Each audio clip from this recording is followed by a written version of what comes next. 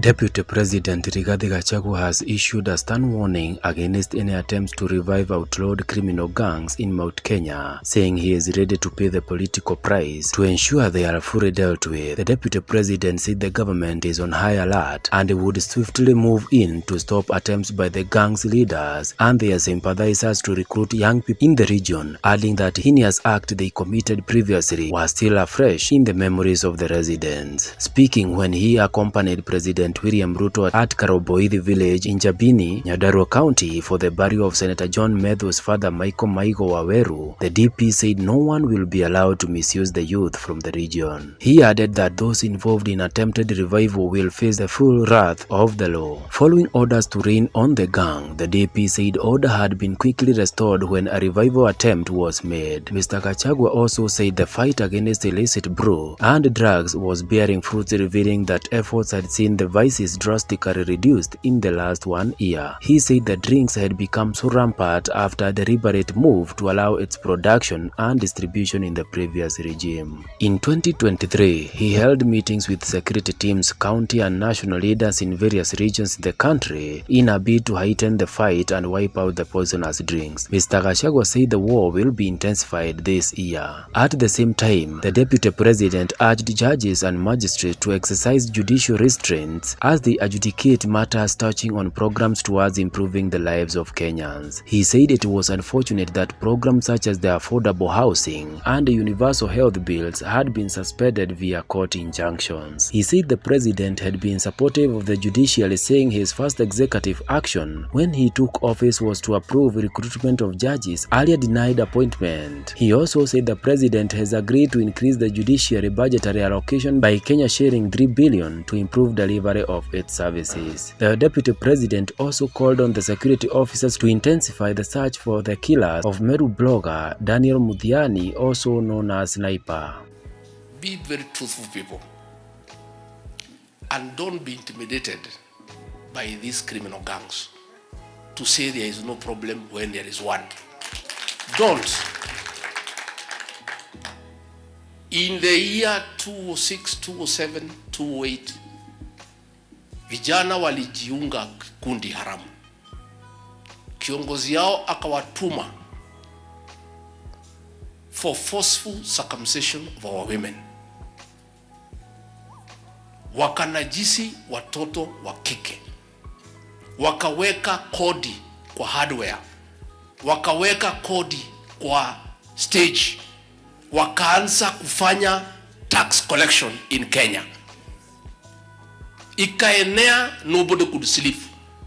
Ukisema ngwe, wanasema utakuwa kuja kuchukua kichwa yako. Kweli ama uongo? And it caused fear, especially in this region and Rift Valley. And it took one John Mechoke to say no, that cannot happen. This is a country of the rule of law. Now vijana mambo yao ikafika mwisho. An attempt is being made now to revive that criminal gang. Na hapo 2 months ago walikuwa wameanza kwenda kwa stage kuchukua pesa, kwenda kwa hardware kuchukua pesa, kwanza kuandamana na wamama. Mnataka tuwakubalie? It cannot happen. And so I don't want our leaders to be intimidated. Now watu ni watu wachache. Na hakuna vijana ati wanachokota pesa wakatumie, wanapelekea huyo kiongozi yao 90%.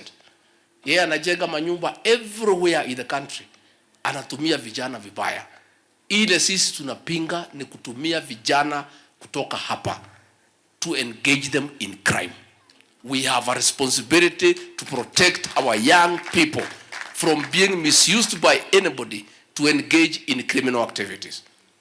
Na mtu asituambie ati vijana ni ya jamii yetu.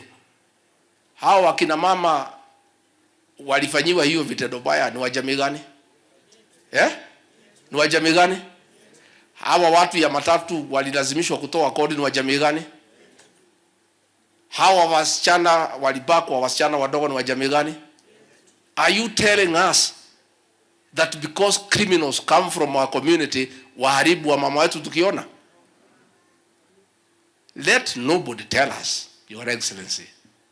Na mimi niko tayari if there is any political price to be paid to protect these women and our young girls, kama kura itakosekana kwa sababu ya hiyo, afadhali ikae.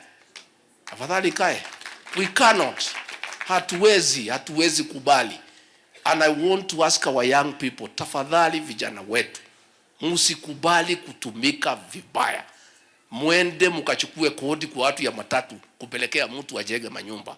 Msikubali kuambiwa mwende mkasumbue wakina mama ambaye walizaa nyinyi, muwafanyie vitendo ya kinyama ambaye hawezekani katika kane hii ya dunia hii yetu. So we are saying, Your Excellency, we want to thank our security teams in Central Kenya and in the Rift Valley for their swift action in the last 3 months. That hiyo maneno imesimamishwa, sasa watu wanafanya biashara, watu wa matatu wanafanya kazi yao, and that is what will continue to happen. In the same token, even what has happened in Meru, huyo kijana ameuawa, the law must take its course. Na tungetaka DCI to quickly conclude those investigations, and whoever is responsible must face the law, irrespective of your political position, irrespective of your status in society, because the law is uniform to the people of Kenya, and that is what must happen. Our judges, we respect them. Na rais, wewe umekuwa muungwana. Your first executive action as president was to restore the independence of the judiciary. 1 hour after you came from Kasarani, you gazetted the judges who had been refused to take their positions by the previous administration. Kutoka hapo, ukawaongeza pesa from 18 billion to 22. You have never interfered with what goes in court. Mambo yote ya serikali yako imeletwa, wameangusha. Hujaongea, umenyamaza. We are asking these judges, they are part of Kenya. Hii housing munasimamisha, hii vijana hawa munataka waende wapi? Why don't you go mufanye an open court, muulize watu maoni yao kuhusu hii housing? Hii health bill munasimamisha, mambo ya hospitali. We are doing harambes every weekend ya kusaidia watu wakiwa na bills. So we want to ask our judicial officers to be patriotic Kenyans, na wasikubali kutumika to stop things that are being done for the benefit of the people of Kenya. This region, Your Excellency, kama si wewe, nilikuja kwako nikakulilia. Nikakuambia rais wetu, watu ya hii mlima alikuchagua almost 100%. Lakini serikali iliondoka, iliwachilia hawa.